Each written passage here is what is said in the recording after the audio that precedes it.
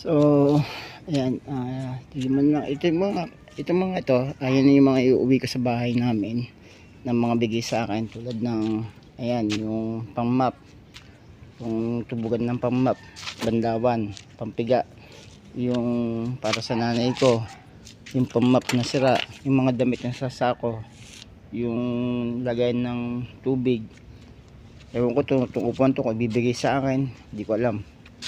Yan, yung mga ganyan.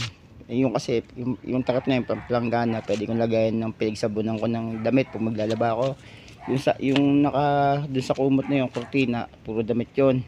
Ito nasa sakong to, damit din. Itong nandito naman, mga damit din. Tapos mayroong mga kung ano nung pantaniman. May isang magtanim eh. Tapos mga sako. Yan. Ito, yung mga sako hindi ko naman iuwi yan. May sapatos. Ito yung lagayan ng ano, ng pambata, yung stroller, and then itong lamesang to baka pwede ko na rin uwi siya. So yung upuan na yun pwede ko din uwi, yung bakal na yun, so yun lang yan, and then yun yung mga iuwi ko. And with that, kita mo naman dito said na natin yung mga dapat saidin. Tapos yun nga, merong mga konti na lang ano, so at least natapos din yung trabaho. And with that, yung mga doon, tinulungan naman tayo ni Foreman at saka ni Paras yan. And then yung mga kahoy na yon, nakakita mo yung mga kahoy na yun, saka may yero dyan na tatabunan ng kahoy. Ako na may-ari niyan, pwede ko na ipapagawa ng bahay kay mama. So ito na lang, ikakalat na lang yan, ipapatas na lang yan din sa lupa para magpantay. Itaas niyan, tapos na yung trabaho. So, makikita mo dyan, ito na lang, binabawasan na natin yung sinusunog ng mga dahon-dahon ano. And then yan, kasi makikita mo dito yung mga kahoy na yan, bigay na sa akin, hiningi ko na yan sa may-ari ng bumili ng lote.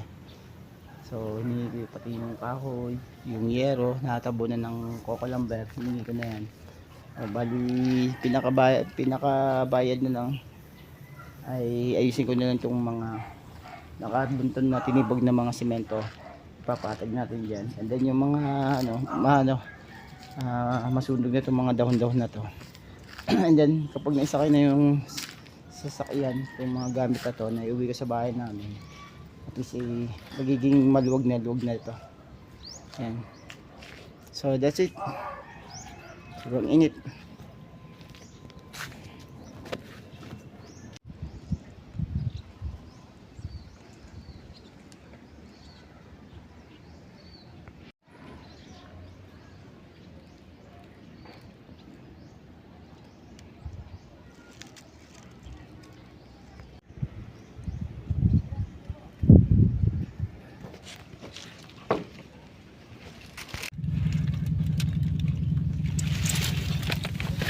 Foreman, may ilang piraso kaya po to? Buti ang basahan agad. Linis na. Si Manong ha. Oy, basahan to. Uy, yung buko mo. Nag-iisa tayo. Basahan to. Nanguwasin na ng buko. Okay, tayo na lang. Ang ganda din sa kanya. Ito, baka punta pa iwan ni Pablo. Biyakin mo na yan. Ito. Dati yun, sipag dati nangangalakal lang siya. Gamit yun ng puto tatay pag nangangalakal kayo? Andit lang po no. Andit lang. Tumama ko sulod na papagtapos to.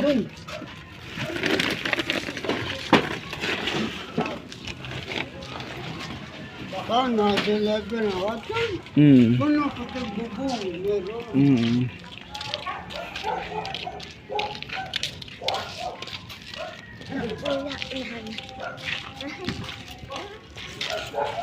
Tapos na, Buda. Tapos na. Mga basahan mo ito, Buda. Ha? Basahan mo ito? Hindi. Ang pasahan dyan yun oh. Yung kulay yan oh. Yan lang.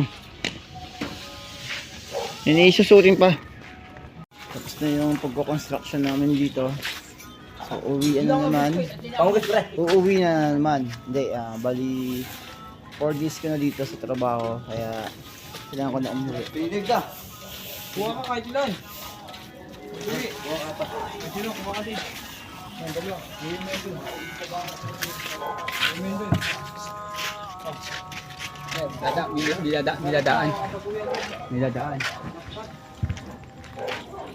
Niladaan. Kukuha na lang. Tigilan ba tayo? Tigisa. Kuya, kuha kayo.